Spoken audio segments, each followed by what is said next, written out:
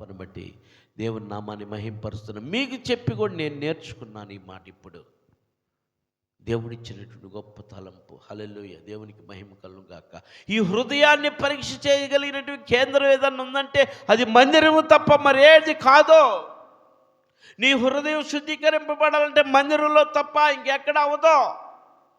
నేను ఇంట్లో చేసుకుంటానా అంటే కుదరదు, దేవుని మందిరంలోనే. అందుకని దేవుని మందిరం నీ కొరకు కట్టబడి ఉన్నది పిల్లారా. ఇదేం మందిరమో తెలుసా? ఇదే మందిరం, రాళ్లతో కట్టబడిన మందిరం. అసలు నీ మందిరం ఏదో తెలుసా?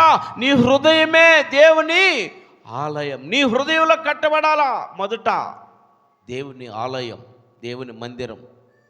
ఈ మనుషులతో నిర్మించినటువంటి ఈ మందిరం, కానీ దేవుడు నిర్మించిన మందిరం నీ హృదయం. నీ హృదయంలో దేవుడు ఉండాలా. దేవుడు నీ హృదయంలో ఉంటే, దేవుడు నీ హృదయంలో ఉన్నాడంటే నీకేది కొరత ఉండదు, ఏది తక్కువ ఉండదు. ఇవది కాలం తెలుసుకోవాల్సినటువంటి సత్యం. నీ హృదయం దేవుని ఆలయంగా మారాలా. ఆ ఆలయంగా మారాలంటే ఈ మనుషులతో కట్టబడినటువంటి ఈ మందిరములో నువ్వు రావాలా. నువ్వు వచ్చి ప్రభువా నేను పాపినయ్యని ఒప్పుకోగలిగితే నీ హృదయంలోకి దేవుడు వస్తాడు. ఎలా వస్తాడు? మేఘారుడై వస్తాడు పిల్లారా. సో ఇవది కాలం నువ్వు విన్నటువంటి నువ్వు దేవుని మందిరానికి వెళ్ళాలా, దేవుని మందిరానికి రావాలా, దేవుని మందిరంలో నీ హృదయాన్ని సమర్పించాలా.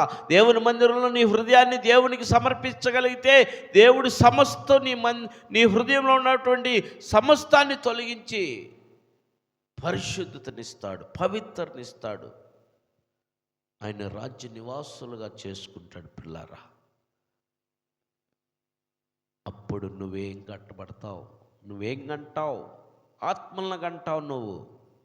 అప్పుడు నువ్వు ఆత్మలను గంటావు. నువ్వు గర్భం ధరిస్తావు ఆత్మల కోసం, ప్రసన్న వేదన పడతావు, ఆత్మలు కంటావు, ఆత్మలు దేవుని మందిరానికి నడిపిస్తావు.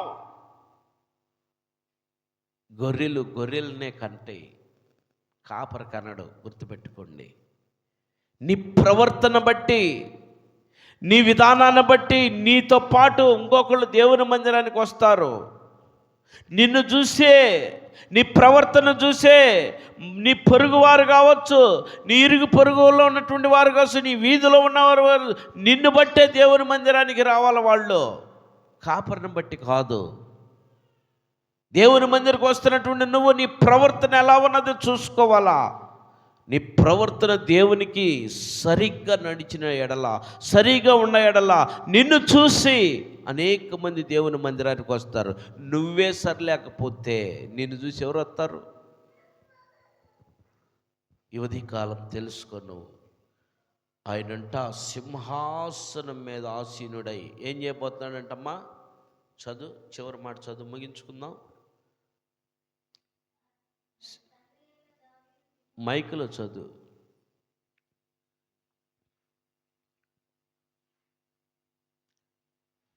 ప్రభువైన దేవుడు ఆయన తండ్రి అయిన దావీదు సింహాసనమును ఆయనకిచ్చును. ఆయన యాకోబు వంశస్థులను యుగ యుగములు ఏలును. చాలు. హల్లెలూయా. యాకోబు వంశస్థులు యుగ యుగ ఏలునంట. మంచిది. దేవుడి కొద్ది మాటలు దీవించును గాక.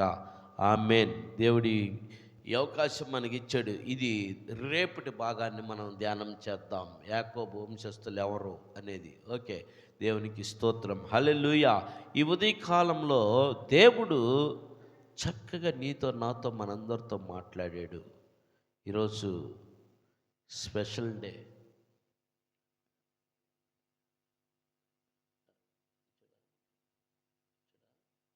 ఈరోజు మన ప్రియులు ఉదయగిరి మునిమ గారి యొక్క పుట్టినరోజు.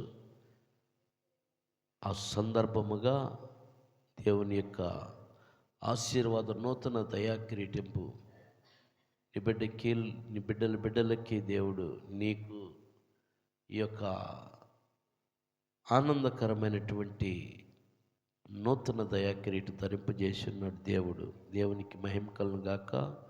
అటు నూతన దయా కిరీటం ధరింపజేసుకున్నటువంటి మునిమ గారిని దేవుడు దీవించునుగాక. ఆమేన్.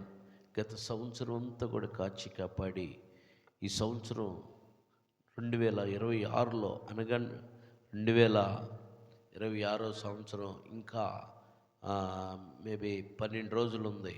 12 రోజులకు ముందుగానే దేవుడు మంచి నూతన దయా కిరీటం ధరింపజేసి ఉన్నాడు. దేవునికి మహిమ కలుగుగాక. ఆమేన్. ఆ బిడ్డని గత సంవత్సరం అంతా దేవుడు కాచి కాపాడి ఎన్నో సమస్యలు, ఎన్నో వేదనలు, ఎన్నో అవమానాలు, ఎన్నో నిందలు, ఎన్నో అపహేళనలు, ఎంతో శారీరకమైన బలహీనతలు ఉన్నప్పటికీ కూడా దేవుడు కాపాడి సజీవురాలుగా నేటి దినము నూతన దయా కిరీటం ధరింపజేసిన దేవాతి దేవునికి కృతజ్ఞతాస్తుతులు చెల్లించువారమై ఉన్నాం. దేవునికి మహిమ కలుగుగాక. దేవుడు ఆ బిడ్డని దీవించునుగాక. ఆమేన్.